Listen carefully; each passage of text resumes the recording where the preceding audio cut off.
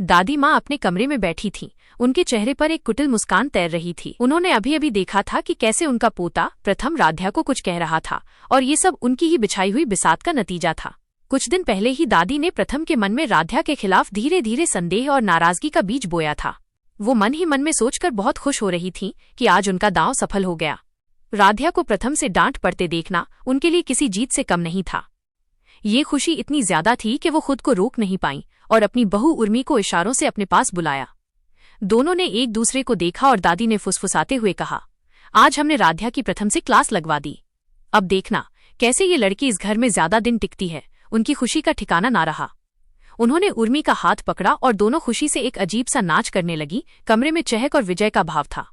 ठीक उसी क्षण राध्या किसी काम से उस कमरे के पास से गुजर रही थी। उसने दरवाजे की हल्की ओट से दादी और उर्मी को एक साथ खुशी से नाचते हुए देखा। ये दृश्य उसके लिए बेहद चौंकाने वाला था। उसने मन ही मन सोचा, दादी जी, जिनके पैर में चोट लगी है, जो पिछले कई दिनों से बिस्तर पर हैं, वो इस तरह उछल उछलकर कैसे नाच सकती हैं? दादी ने ऐसा क्यों किया? राध्या के मन में अब शक की जगह एक गहरी शंका ने ले ली थी।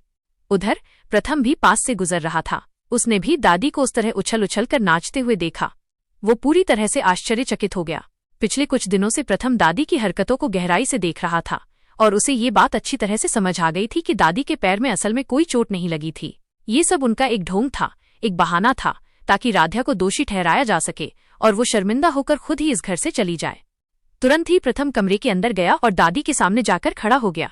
उसके चेहरे पर अब कोई संदेह नहीं, बल्कि एक सवाल था। दादी, उसने शांत लेकिन दृढ़ता से पूछा, आपके पैर में तो गहरी चोट लगी थी, डॉक्टर ने आराम करने को कहा था, फिर आप ऐसे कैसे नाच रही हैं? दादी को प्रथम का ये सवाल सुनकर लगा जैसे उन पर गाज गिर गई हो।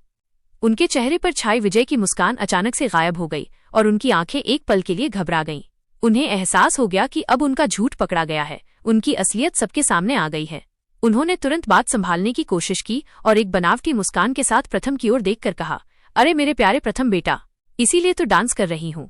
तुम जानते नहीं, सुबह ही डॉक्टर ने आकर कहा कि मेरा पैर बिल्कुल ठीक हो गया है, चोट पूरी तरह से ठीक हो गई है। मैंने सोचा खुशी के मारे थोड़ा डांस कर लूं। लेकिन दादी का ये झट से दिया गया झूठ प्रथम को संतुष्ट नहीं कर पाया। वहीं राध्या भी अब दरवाजे पर आकर खड़ी हो गई थी। वो दादी की आंखों में झांक रही थी और जान गई थी कि दादी को झूठ बोलना पड़ रहा है। उनके सच का पर्दाफाश हो गया था।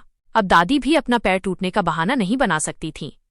दादी का वो सारा प्रयास, राध्या को घर से बाहर निकालने का उनका सुनियोजित प्लान, पल भर में विफल हो गया था। ये सिर्फ पैर का टूटना नहीं था जो ठीक हुआ था, बल्कि राध्या के प्रति संदेह का वो जाल भी टूट गया था जिसे दादी ने बड़ी मेहनत से बुना था। अब देखना था कि दादी आगे कौन सी नई चाल चलती हैं, लेकिन फिलहाल के लिए तो राध्या इस घर से बाहर नहीं जा रही थी।